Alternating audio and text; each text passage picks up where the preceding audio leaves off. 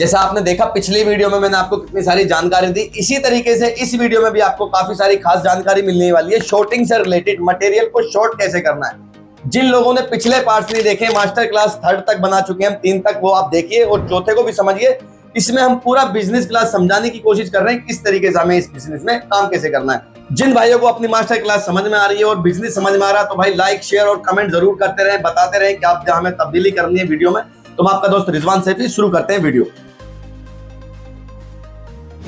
Shorting से मेरा मतलब सीधा साधारण मैं आपको बताना चाहता हूं शॉर्टिंग का क्या मतलब होता है। शॉर्टिंग का मतलब इस तरीके होता है, जैसे आपने देखा होगा ना, कुछ कबाड़ वालों की दुकान पे ट्रे लगाए रखते होते हैं, एक प्लास्टिक उसमें डाल रहे हैं, इसमें डाल रहे हैं, उसमें डाल रहे हैं। या आपने लोहे भंगार की दुकान पे देखा होगा, छोटे टुकड़े लोहे के इधर रखे हुए, बड़े इधर रखे हुए, जो कचरा है वो अलग रखा है, इसी को शॉर्टिंग बोलते हैं। या हम मान के चलिए अगर हम स्क्रैप की लाइन की बात करें कि भाई वायरिंग की बात करें, हमने छोटे टुकड़े अलग रखे, बड़े टुकड़े अलग रखे, मोटा वायर हमने अलग रखा, पतला वायर अलग रखा, एल्युमिनियम को अलग रखा, कॉपर को अलग रखा, इसी को शॉर्टिंग बोलते हैं। शॉर्टिंग आपके लाइन में बहुत जरूरी है। स्क्रैप का जो लाइन है, स्क्रैप वाला जो भंगार का काम है, कबाड़े की दुकान है या इंडस्ट्री है, यहाँ पर शॉर्टिंग भी इतना ही इंपॉर्टेंट है जितना आपका रॉ मटेरियल इंपॉर्टेंट है।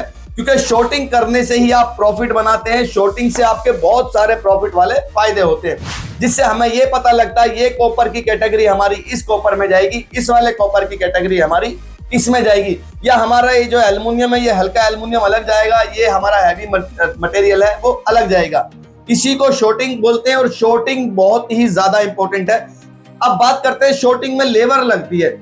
भाई लेबर लगती है लेकिन उससे ज्यादा वो आपको प्रॉफिट निकाल के देता है, जहां पर आपको शॉर्टिंग करते वक्त जो लेबर की कॉस्टिंग आ रही है आपको पता भी नहीं लगेगा। जैसे मैं वायरिंग की बात करूं, कुछ मटेरियल दड़े का होता है, वायरिंग ही होता है, कुछ मटेरियल कॉपर का होता है, जो मल्टी कोर होते हैं वो भी कॉपर ही होता है, कुछ मटेरियल सॉलिड वायर में होते हैं, जैसे कि हम समरसेबल की वाइंडिंग वायर की बात करें, इंटरनेट के केबल की बात करें, या हम ट्रांसफार्मर से निकले हुए कोयल की बात करें, ये भी कॉपर ही होता है। लेकिन ये अलग अलग कैटेगरी हो गई।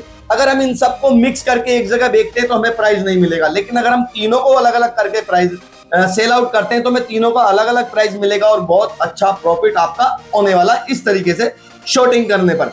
तो अगर आप कबाड़ी हैं और कबाड़े का काम करते हैं तो इस तरह की शॉर्टिंग पर विशेष ध्यान रखें कि हम कोई भी मटेरियल लाएंगे हम उसको शॉर्टिंग करके जरूर अलग अलग करेंगे, अलग अलग वैरायटी बनाएंगे, क्योंकि हर तरीके का अलग मटेरियल की एक अलग कैटेगरी बनती है और उसी के हिसाब से बनता है उसका प्राइस।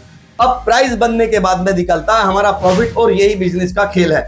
इस कबाड़े की लाइन का ये इंपॉर्टेंट हिस्सा है जो आपको बहुत जानना जरूरी है, समझना बहुत जरूरी है अगर आप बिजनेस में इसमें जाने वाले हैं। शॉर्टिंग का हमारा ये कंप्लीट हुआ। अगली वीडियो में मैं आपको देने वाला हूँ किस तरीके से हमें इसका प्राइस निकालना है। जब हमने शॉर्टिंग कर ली तो हमें प्राइस की कैटेगरी कैसे पता लगेगी, कौन से मटेरियल कौन सी कैटेगरी में जाता है। तो अगली वीडियो में मैं आपको देने वाला हूँ प्राइस से रिलेटेड, रिकवरी से रिलेटेड, कि इसके अंदर इतना रिकवरी आएगा और उसका इतना प्राइस हमारा लगेगा और क्यों लगेगा, पूरी जानकारी मैं आपको मास्टर क्लास 5 में मिलने वाली है। तो इजाजत दीजिए, मैं आपका दोस्त रिजवान सैफी, शुक्रिया, धन्यवाद, जय हिंद।